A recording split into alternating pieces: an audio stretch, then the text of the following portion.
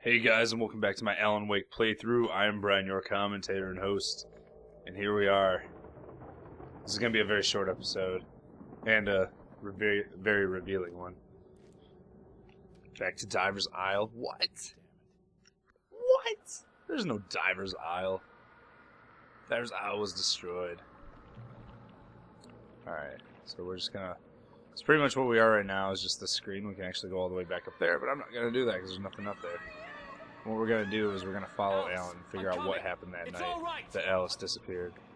It was a crazy drunken. Let's go ahead and walk along this bridge here. I get to actually sit back and drink my coffee and just hang out on this one too. A suppressed memory unearthed by the Andersons' moonshine.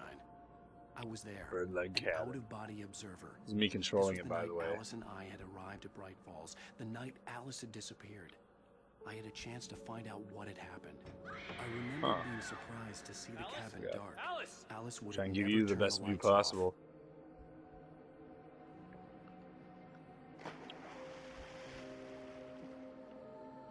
I remembered thinking, don't you do it, Alan. A glimpse of her form underwater, sinking into the darkness. Oh shit! Diving after her was the last vague memory I had of that night. After that, fuck. The next thing I could remember was waking up behind the wheel of the crash car and finding the first pages of the manuscript. Oh, that's all he remembers. Let's see what really happened.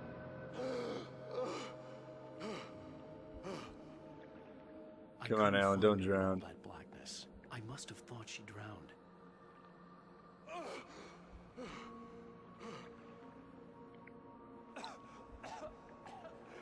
Alice! Jagger had Alice, and so she had me. Alice! Alice?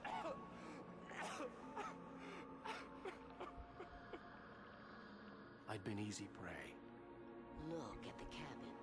Is there someone in the window? Oh god. This bitch. Yeah, it's Alice, Alan. Maybe she didn't of course. drown after all. Maybe she's inside. Alice! I don't know about that one, pal. But anyway, let's go ahead and go back up to the cabin and find out who's really up there hanging out. The dark presence had touched me. She had dug her nails into my brain and used me, made me her puppet. Made me her puppet. Must be here somewhere. Maybe upstairs in the study. Alice! Yes, that's where she is. You can apologize. Upstairs in the study, where the typewriter was. Interesting. This might be a trap. I don't know. Alice? She's not here. Oh god. You were foolish to think so. No, she's dead. She drowned. Lies. No, Oh, excuse me. no! It's your fault your wife is dead. You are guilty. All she wanted was to help you right. You killed her. Ah! No, you killed her. Hush. There's still hope. Cauldron Lake is a special place. Here, you have the power to change things. She wanted you to write. I will tell you what to do. This is how she coerces Alan into doing it, because he tells her she's dead and that he can change the story and write his own thing. So he starts writing a story and she gains a bunch of power. You can write her back. Turns into The reality. story will come true, and all will be well again. She had Alice, and the manuscript was the ransom The for her. ransom. Dun dun dun. Oh boy. I finished off my coffee. All right. I'll fix it.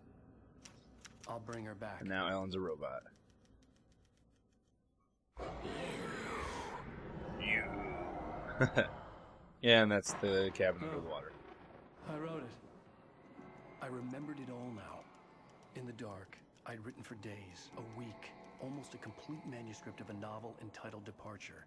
Jagger had been my editor, whispering in my ear, making sure that the unfolding story would It's gonna be a make very me short more and more episode, just powerful. kind of in the middle of I thought things, I was saving Alice. just to reveal the story. Even with the cobweb she put in my excuse head, me. some part of me had been aware enough to write my escape into the story, to bring a light into the cabin to release me before I could finish. To interrupt the horror story before the ending. I wonder who that where light darkness is. Consumed everything and everyone. Zane was weak and far away, but I had written him into the story story, and his light had been enough to set me free. Good job, Thomas Zane. It isn't here now. I'm here because it was written. I brought the light to set you free. You must hurry. You will know I'm So yeah, that's Thomas Zane in the diver suit. It stole the skin of my Barbara a long time ago. She looks so old. And Barbara Jagger is actually just the host for the Dark Presence. I had woken up, confused and groggy, my mind consumed by darkness and fear. All I could do was to escape. All I could do was to escape. Oh God.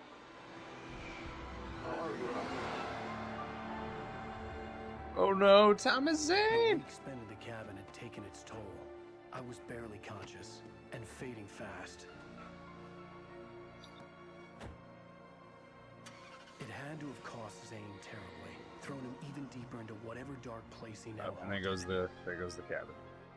But he had managed to weaken the dark presence, kept me safe that night.